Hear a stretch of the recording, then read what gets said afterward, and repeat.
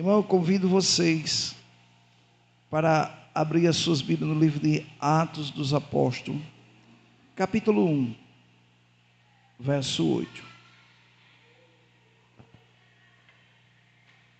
Glória a Deus.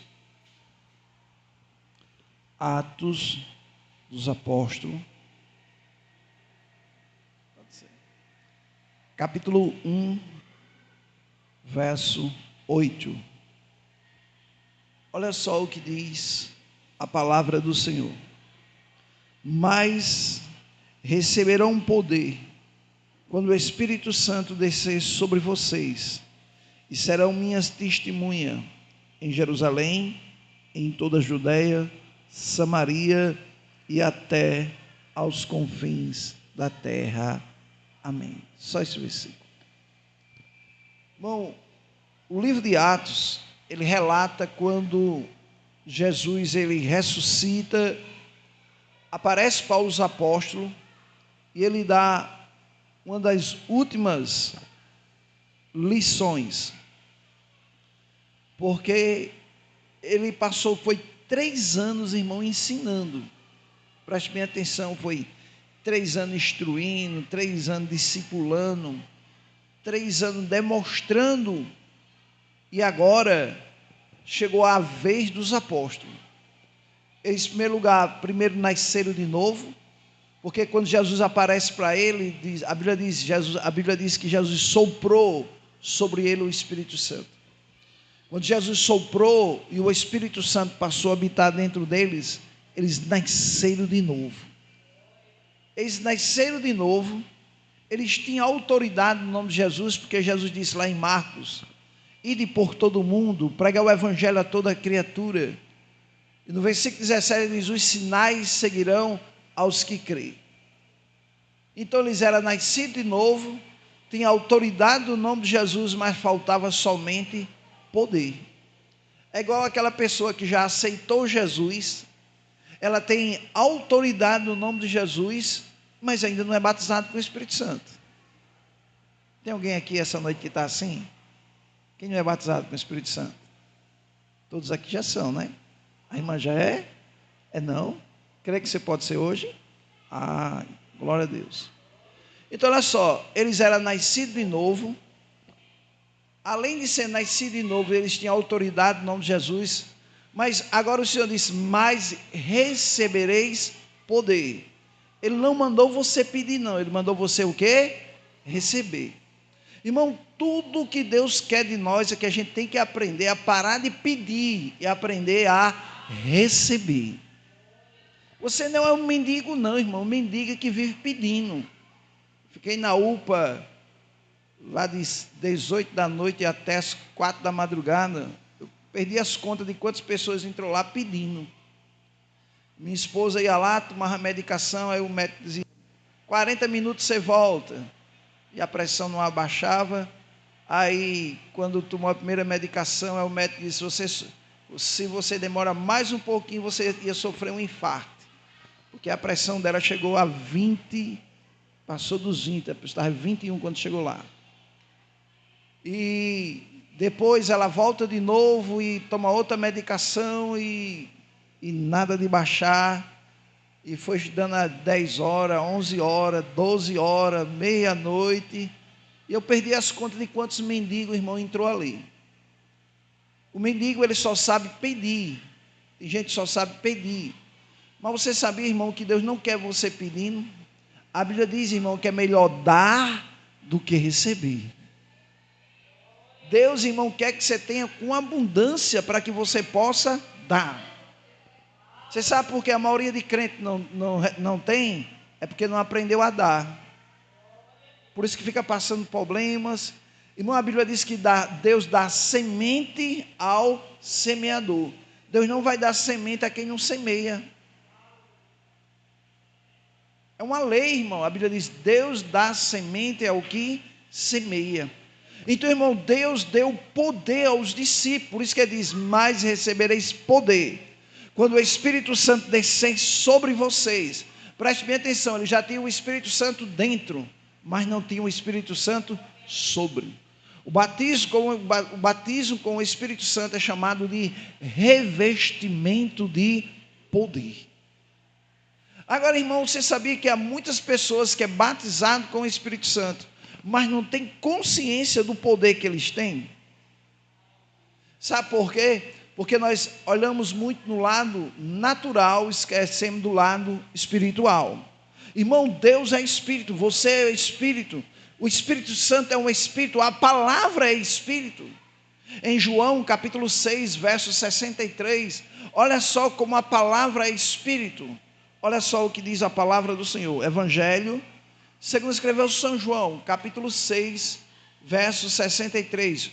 O Espírito da vida, a carne não produz nada que se aproveite.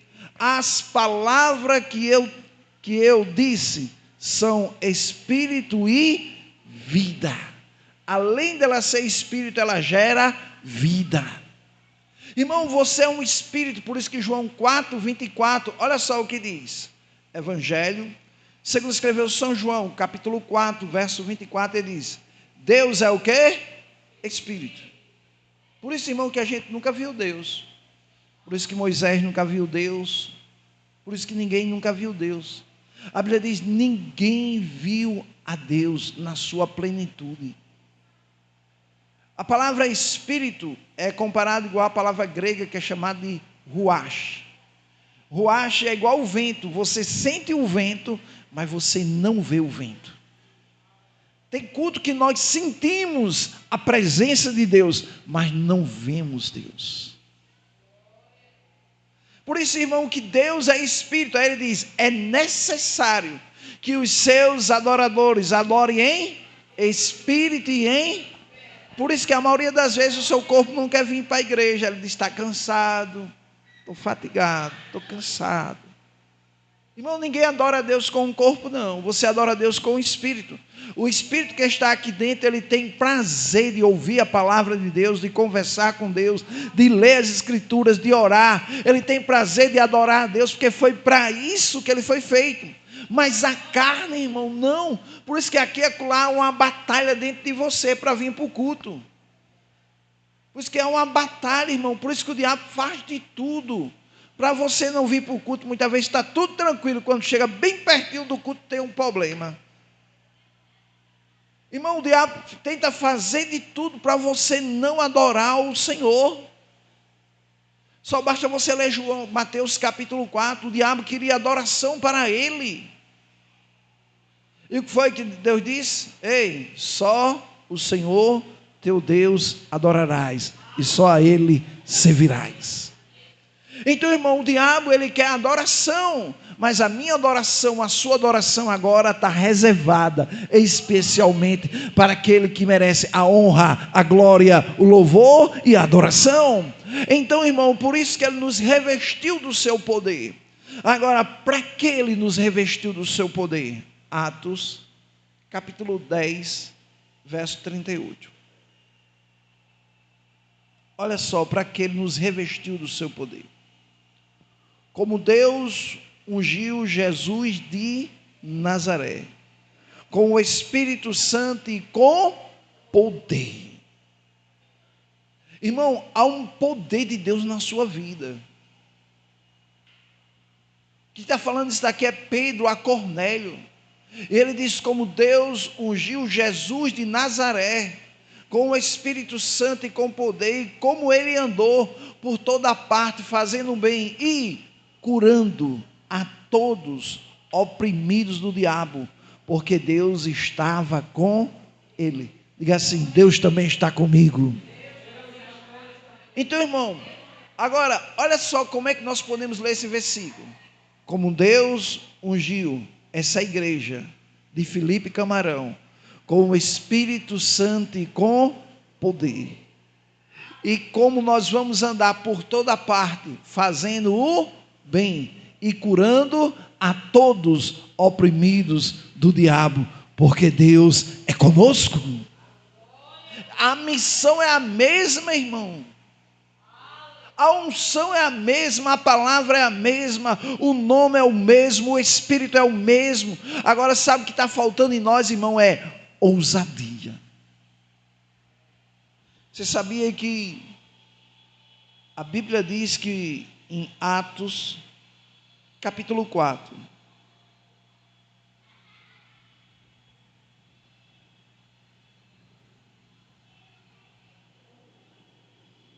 versículo de número 28. Atos, preste bem atenção a esta oração. Isso é Pedro. E ele diz assim, Atos, capítulo 4. Vamos ler do verso 26 para ficar melhor. Os reis da terra se levantaram e os governantes se reúnem contra o Senhor e contra o seu ungido, contra Deus e contra Jesus. Aí ele diz, verso 27, de fato, Herodes e Pôncio Pilato reuniram-se com os gentios e com o povo de Israel nessa cidade para conspirar contra o seu santo servo Jesus, a quem ungiste. Verso 28, fizeram o que o teu poder e a tua vontade havia decidido de antemão que acontecesse. Verso 29. Agora Pedro, o que é que ele diz? Agora, Senhor, consideras a ameaça deles e capacita os teus. Então ele está orando para que o povo de Deus seja o quê? Capacitado. Quer dizer que Pedro já orou por você, para que você fosse capacitado na palavra, capacitado no louvor, capacitado na pregação, capacitado para orar pelos enfermos. Por isso que ele diz capacitados. Mas ele não parou só por aí, ele foi mais além. E a tua palavra, Cora, vou reler de novo o verso 29. Agora, Senhor, consideras a ameaça deles e capacita os teus servos para anunciar a tua palavra corajosamente. Noutra tradução diz com ousadia, com intrepidez. Irmão, sabe que é uma pessoa com coragem? É aquela pessoa que ora sem medo. É aquela pessoa que diz, rapaz, tem uma pessoa endemoniada, e você diz assim, eu vou ali expulsar aquele demônio, sem medo. É aquela pessoa que diz, rapaz, tem pessoa precisando de oração, diz, eu vou orar por ela agora.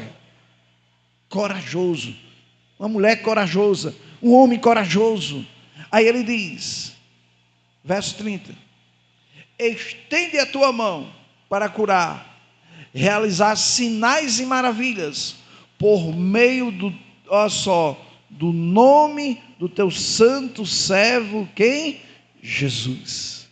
Eu vou reler o 30 para você entender. Estende a tua mão para curar, realizar sinais e maravilha, por meio do nome do teu santo servo Jesus. Diga assim, esse nome foi dado à igreja. Diga assim, quando eu estendo a minha mão para orar, é como fosse a mão de Deus sobre a minha vida, para fazer as mesmas coisas. Então, irmão, é assim que vai acontecer na sua vida. Aí 31 ele diz, depois de orarem, tremeu o lugar em que eu estava reunido. Todos ficaram cheios do, oh glória a Deus, e anunciava corajosamente a palavra de Deus. Irmão, quando Pedro terminou de orar, uma unção tomou uma unção fluiu naquele lugar. O pessoal saiu de lá com tanta energia, com tanto poder, com tanta unção. É como se dissesse, onde está o enfermo para orar por ele agora? Onde está o doente para orar por ele agora? Onde está o morto para eu ressuscitar ele agora? Então, irmão, nós precisamos ter consciência da unção que está sobre a nossa vida. Mas aí, irmão, você pode orar por uma pessoa e diz, pastor, eu orei por uma pessoa e ela não foi curada. Isso pode acontecer. Quando é que isso acontece? Em Marcos, capítulo 6.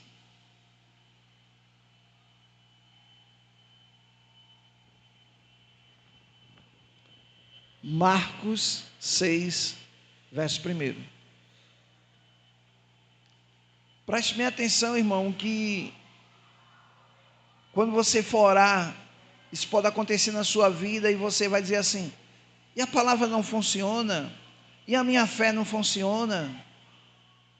Pode gerar isso na sua mente.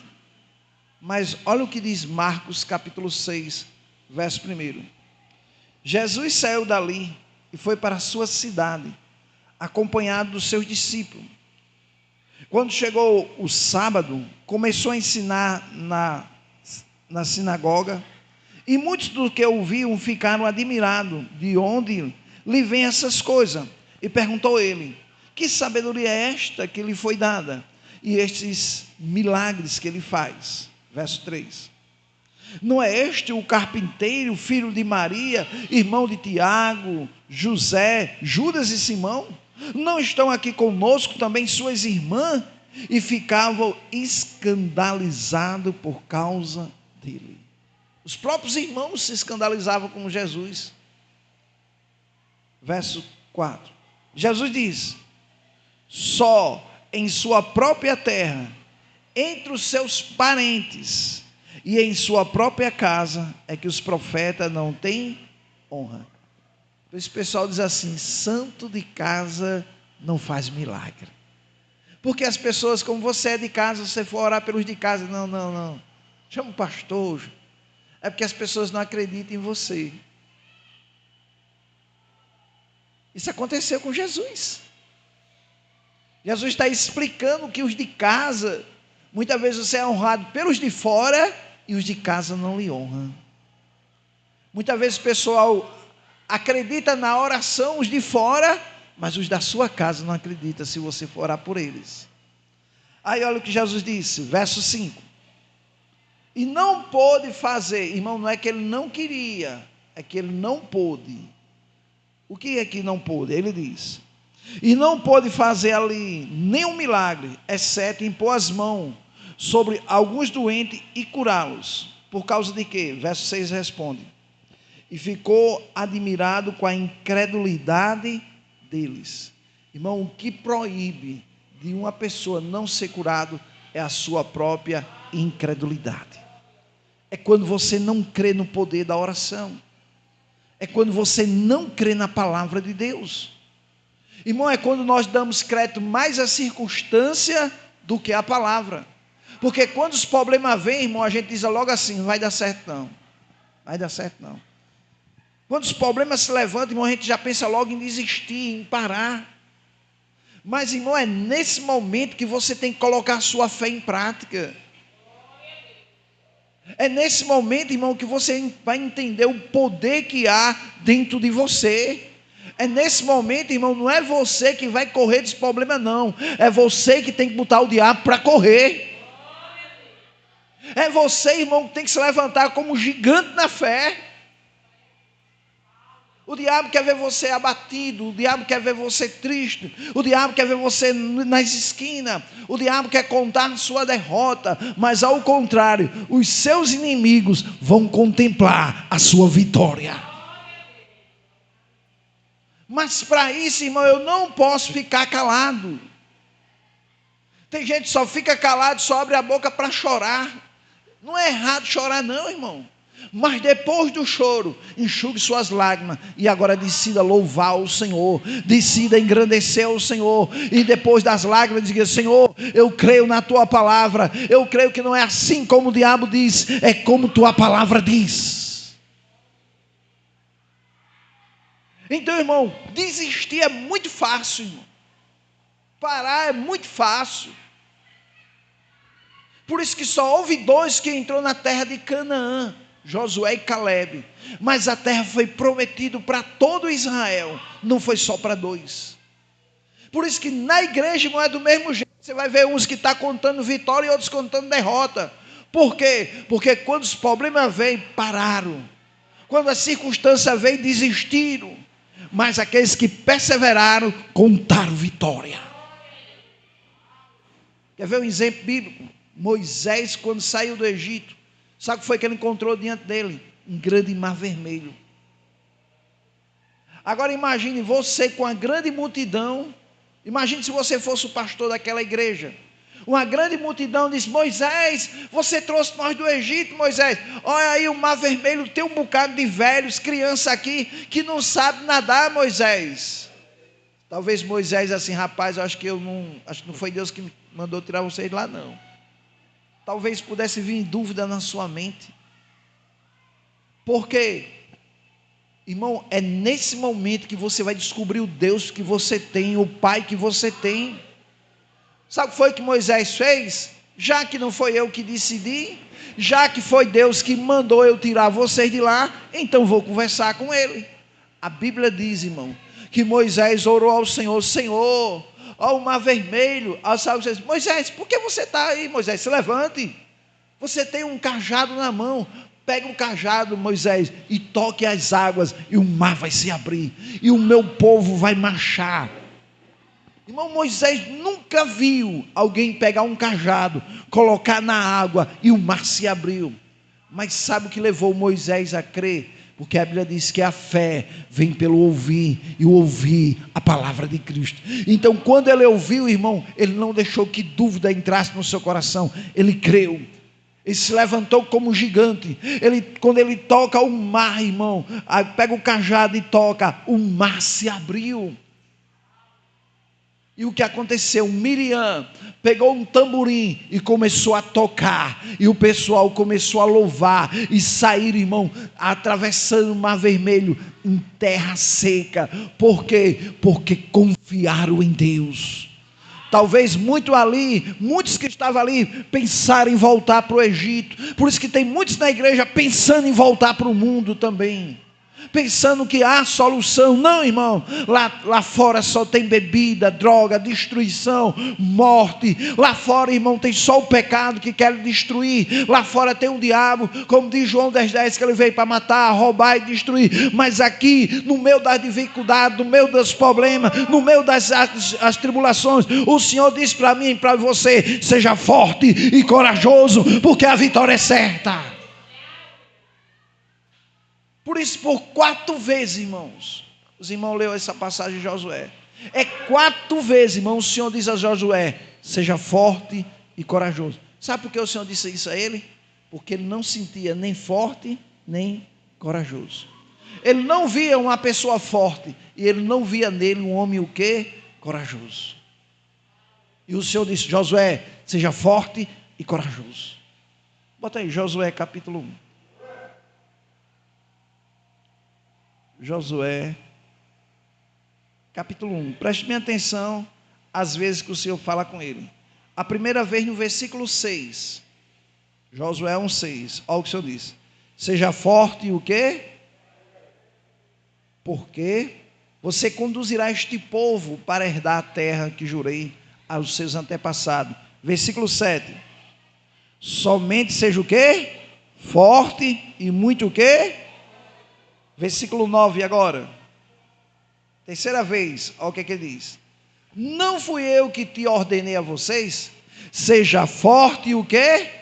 A terceira vez. A última vez, versículo 18: todo aquele que se levantar contra as suas instruções e não obedecer às suas ordens, seja o que for que você lhe ordenar, será morto. Somente seja forte e o quê? Corajoso. A fé vem pelo? Então seja forte e corajoso. Então nunca diga assim: eu sou fraco. Sabe o que é que Jesus está dizendo para o fraco? Seja forte e pare de dizer que você é fraco. Porque Deus está dizendo: seja forte, seja corajoso. Seja forte, mulher, seja corajoso. Homem, seja forte, seja corajoso. Então, irmão, só os fortes e corajosos é o que conquista nessa vida. Eu tenho conquistado algo na minha vida e tenho incentivado as pessoas a ter fé. Sabe por quê? Todo dia eu tenho ouvido a voz de Deus dizendo para mim: seja forte e corajoso. Irmão, sabe quando é que você precisa ser forte? É muito fácil, irmão, ser forte quando a dívida está paga. É muito fácil ser forte quando você está cheio de saúde. É muito fácil você ser forte quando não tem nenhum vendaval na sua casa. Mas é difícil você ser forte quando alguém diz assim: você não presta, você não vale nada, eu não quero você, você não tem futuro. E isso, irmão, sabe o que é que essas palavras podem causar em você? Levar você a pensar que você é fraco. Essas palavras podem abater você, mas a palavra do Senhor, Isaías 54, versículo 17, olha só o que diz. Isaías 54, versículo 17. Irmão, quando o diabo for usar qualquer pessoa, dizendo que você não tem capaz, dizendo que você é fraco, dizendo que você é fraco, que sua oração não presta, olha o que é que a Bíblia diz, Isaías 54, verso 17: nenhuma arma forjada contra você prevalecerá, e você refutará toda a língua que o acusar. O que é que a Bíblia está dizendo? Isaías compara uma arma com a palavra. Ele está dizendo, assim como os inimigos têm uma arma para se levantar contra você, hoje o inimigo tem uma palavra para dizer que você não pode, que você não tem jeito. Mas a Bíblia diz, assim nenhuma arma, nenhuma palavra negativa sobre a sua vida prosperará, não vai se levantar. Por isso que ele diz, esta é a herança dos servos do Senhor, esta é a defesa que faço do nome deles, declara o Senhor. Nenhuma arma forjada contra você prosperará. Então, irmão, não decrete o que o mundo diz, decrete o que a palavra diz. Não decrete o que o seu vizinho diz, o que os seus parentes diz. É igual uma pessoa quando aceita Jesus. Uma pessoa quando aceita, o mundo diz assim, eu não dou uma semana, vai voltar de novo para o mundo. Aí outro diz, eu não dou um mês. Isso aconteceu comigo. E quando eu aceitei, minha própria mãe disse assim, eu não vá para a igreja não, a igreja está tão quietinha, deixa a bichinha lá, não vá não. E quando eu cheguei em casa dizendo que era, irmão, aceitei Jesus, ela disse, meu Deus do céu, isso é brincadeira dele, amanhã está bebendo de novo. E no outro dia eu não estava bebendo, eu estava de pé. E os meus amigos diziam, é só uma semana. Mas eu permaneci de pé. E passou um mês, e o diabo quer determinar a sua vida, irmão. O diabo diz, eu não dou uma semana. Irmão, não é o diabo que vai determinar os seus dias. Deus já determinou os meus dias e os seus dias. E ele diz, eis que grandes planos tenho a vosso respeito, pensamento de paz e não de mal. Então, irmão, Deus tem um grande pensamento a meu respeito e ao seu respeito. A Bíblia diz, os que confiam no Senhor renovam as suas forças, correrão e não se cansarão, caminharão e não se fadigarão. Então renove suas forças no Senhor. Está fraco? Venha para a igreja, leia a palavra, ore, renove as suas forças no Senhor. Irmão, aqui é o melhor lugar para você estar cheio de Deus. Por isso, irmão, Josué não foi fácil. Não foi também para os discípulos. Imagine só, os discípulos passou 3 anos andando com Jesus. E depois Jesus vai embora e dizer, agora é com vocês, viu? Não é mais comigo, não, é com vocês agora. Já imaginou fosse eu e você? Você dizer, Jesus, não me deixe não, Jesus. Ia cantar aquele hino. Não me deixe, não me deixe. Não, irmão, ele não deixou você não. Ele apenas capacitou você e enviou. Porque, irmão, no reino de Deus são 4 pilares. Sabe o que é os 4 pilares? Primeiro, ele conquista você, você aceita ele.